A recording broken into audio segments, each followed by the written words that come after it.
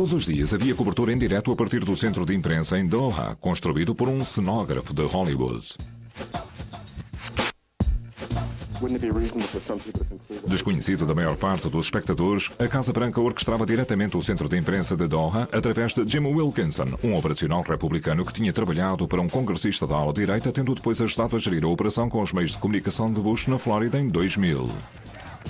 Aquela estratégia incluiu a encenação de eventos tais como esta manifestação contra a recontagem dos votos em Miami.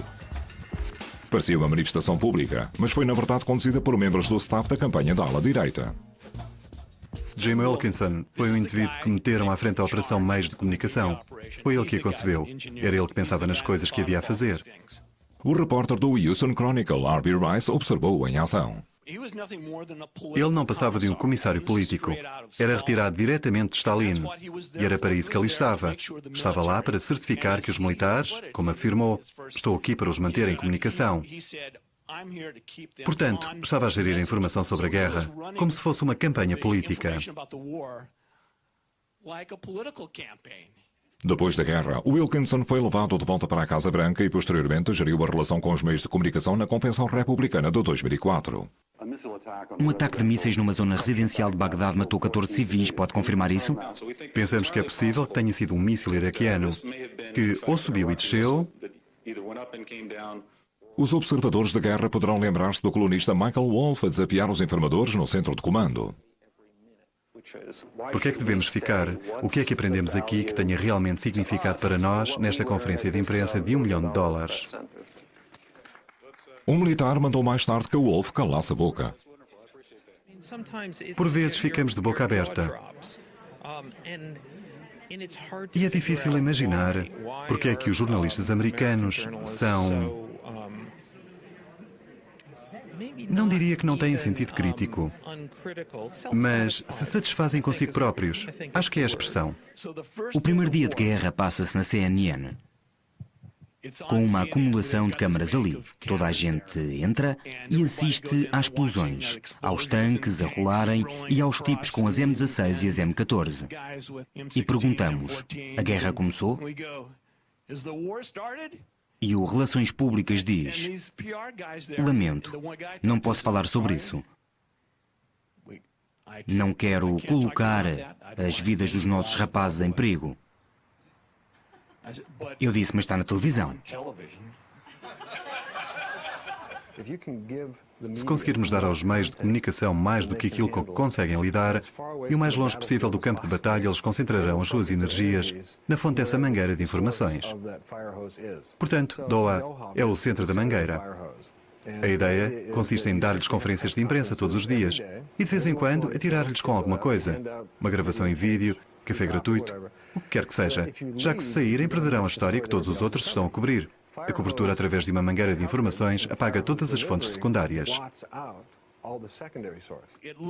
Parecia que estavam realmente a ser prestáveis e a responder às questões.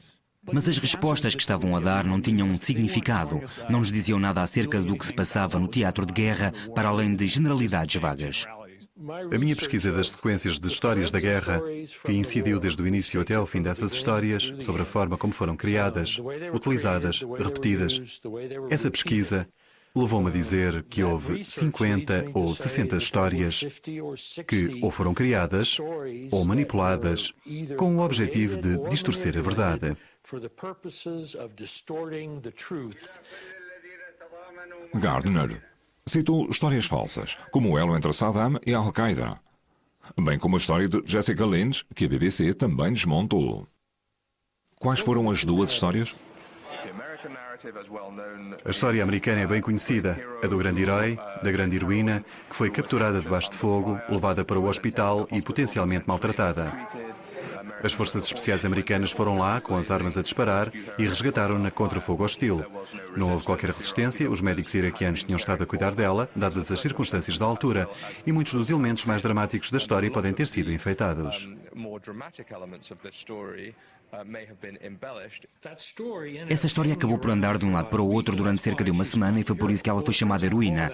Quando perguntaram a Rumsfeld sobre isto no dia seguinte, ele recusou comentar, embora eu saiba que ele tinha conhecimento que ela não tinha sido atingida, esfaqueada e esvaziado a sua arma no mau da fita. Por isso, a história continuou.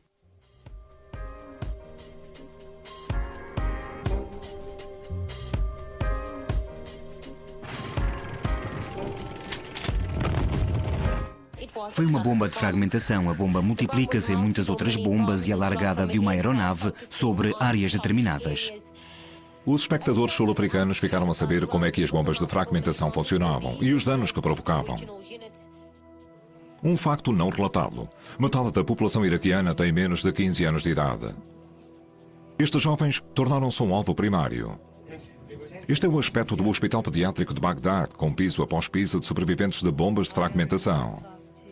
Isto foi filmado não por uma rede de televisão, mas pelo cineasta independente Patrick Dillon. Os observadores dos direitos humanos relataram que as armas de fragmentação causaram centenas de baixas civis como estas. Houve uma utilização extensiva de bombas incendiárias de napalm do tipo Mark 77. Foi negado inicialmente, mas depois admitido. Mais oneroso foi o silêncio quase total sobre o uso do urânio empobrecido radioativo que tempera as armas anti-tanque. Isto é especialmente irónico à luz das afirmações constantes de Washington de uma ameaça nuclear iraquiana. O tema foi coberto no estrangeiro. Arnim Stout, um jornalista alemão, documentou esta proliferação numa reportagem vencedora de um prémio Emmy para a ARD na Alemanha. Wissen Sie, dass gerade dieser Panzer hier radioaktiv ist? Nein, da ist nichts, sagt der Soldat. Überhaupt nichts. Aber wir haben es gemessen. Nein, er ist nicht radioaktiv. Dieser Panzer sowieso nicht. Er ist mit Uranmunition abgeschossen worden. Sorry, ich muss jetzt weitermachen. A BBC levou os espectadores a uma sala dos fundos do centro de imprensa da coligação. Na parede, uma lista de temas que os informadores tinham ordens para evitar. Nessa lista podia ler-se DU, iniciais para urânio empobrecido. Tem havido um determinado número de estudos incidindo sobre a deficiente percepção dos espectadores porque muitos americanos acreditam que houve uma ligação à Al-Qaeda-Iraque. Muitos acreditam que foram sequestradores iraquianos que atacaram o World Trade Center. Creio que isso fez parte da campanha. Foi um esforço bastante consciente, no sentido de utilizar termos que levassem as pessoas a ligar nas suas mentes o Iraque aos incidentes do 11 de setembro. Depreendem que se trata do mesmo tipo de pessoas e que, sendo o mesmo tipo de pessoas, devem ter algo a ver com o assunto. Se tivessem feito uma hora de pesquisa, poderiam ter inserido um parágrafo nas suas histórias, dizendo o Pentágono afirma isto, contudo, mas não houve parágrafos assim. A estratégia de domínio da informação funcionou graças ao Conselho de Peritos em Marketing, produtores de Hollywood e especialistas em comunicação como John Random, que monitorizavam os meios de comunicação no mundo inteiro.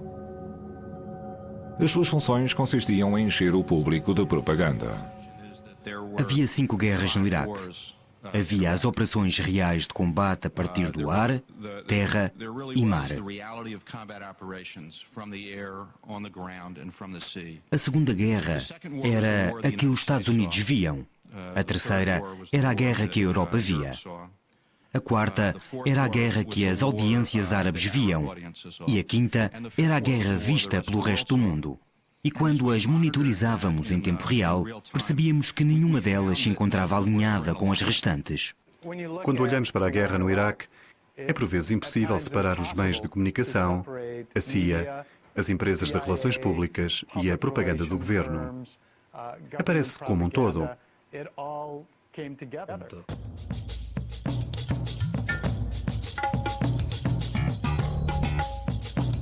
What is the problem here, Danny? Danny. So what's the problem here? Fair and balanced coverage. The Fox News Channel. A Fox News pode parecer um lugar divertido para os seus fãs e uma caricatura para os seus críticos. Mas o seu zelo ideológico é sério e cuidadosamente calculado, como o antigo produtor de longa data, Charlie Rina, revelou num website dos meios de comunicação. Cito: as raízes das ideias pré-concebidas que diariamente vão para o ar no canal Fox News são reais e diretas. Elas vêm sob a forma de um memorando executivo distribuído eletronicamente todas as manhãs, referindo quais as histórias que serão cobertas e, frequentemente, sugerindo o modo como deverão ser cobertas. O memorando é a Bíblia. Resposta da Fox: esta acusação é infundada. As pessoas aqui querem trabalhar. O que foi chamado de efeito Fox levou toda a cobertura televisiva para a direita. Nenhuma rede de televisão queria ser acusada de ser antipatriota. Arnett deu uma entrevista à televisão iraquiana na qual criticava a estratégia de guerra americana e disse que os seus relatos acerca das baixas civis e da resistência iraquiana estavam a encorajar os manifestantes anti-guerra na América. Os estrategas de guerra americanos calcularam mal a determinação dos iraquianos. O correspondente veterano Peter Arnett foi alvo da Fox News pela sua decisão de dizer na televisão iraquiana aquilo que já dizia na MSNBC. Posso estar enganado, mas não foi para o Iraque para afirmar eu apoio o Saddam Hussein, pois não? Não apoiou um lado nem o outro. É claro que não apoiei um dos lados. Fiz parte da histeria que rodeou esta guerra. Existe um certo grau de histeria em relação a todas as guerras em que a América participa. Isto fez parte de uma reação histérica e eu fui basicamente varrido pela incrível explosão de raiva. Houve cerca de 157 caricaturas minhas nos jornais da manhã seguinte, a maior parte delas na cama com o Saddam Hussein.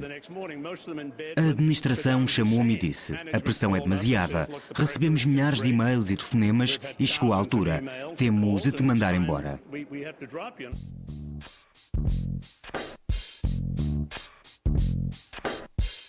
Aquilo que soube, e que não foi referido até agora, é que aqueles e-mails não vinham do público em geral.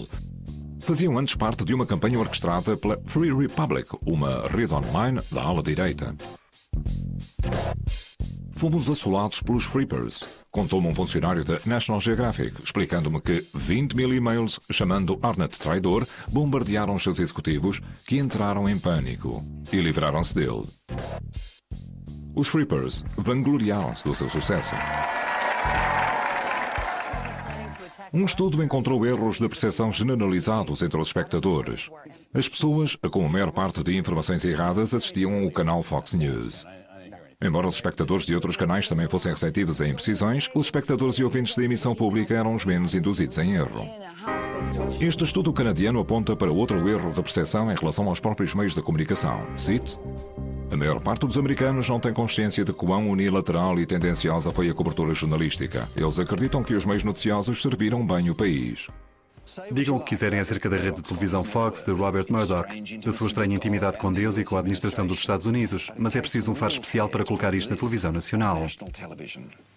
Usar o quarto de banho quando este não existe. Como é que vai à casa de banho, amigo? O repórter chamou o soldado. Quer mostrar-nos como é que se senta nessa? Quer que eu faça? Força. Isso mesmo. Isso mesmo. Não é incrível? The war in Iraq continues, and no one takes you closer than CNN. Nesta guerra, aquilo que outrora fora conhecido como o efeito CNN tinha esmorecido, mas a estação continuava a ser uma líder nas notícias. Soube que a CNN montou duas equipas noticiosas, uma para o canal dos Estados Unidos e outra para o resto do mundo, na CNN International. Seriam apenas perspectivas diferentes para povos diferentes.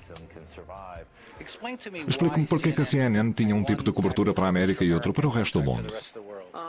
Não tenho a certeza se era diferente. O conteúdo era o mesmo, a apresentação por vezes era diferente. As audiências americanas têm determinadas expectativas sobre a forma como as notícias lhes devem ser transmitidas.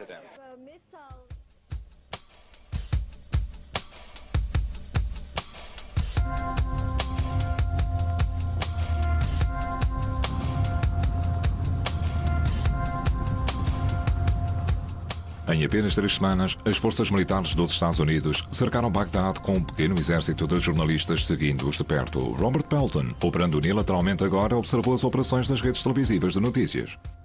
Quando uma pessoa é jornalista em Bagdade, vive num hotel elegante, está ligada constantemente à internet, tem pessoas em Nova Iorque que tomam decisões por ela, enviando-lhe ideias para histórias que ela depois vai para a rua desenvolver. Levanta-se de manhã, tem um motorista, um GMC com ar-condicionado, um tradutor, um operador de câmara, um segurança, uma espécie de tipo britânico com tatuagens nos braços. E lá parte para fazer a história. Coloca o colete, o gravador, volta a tempo de fazer a montagem e depois o encarregado de divulgar as notícias faz a apresentação e já está.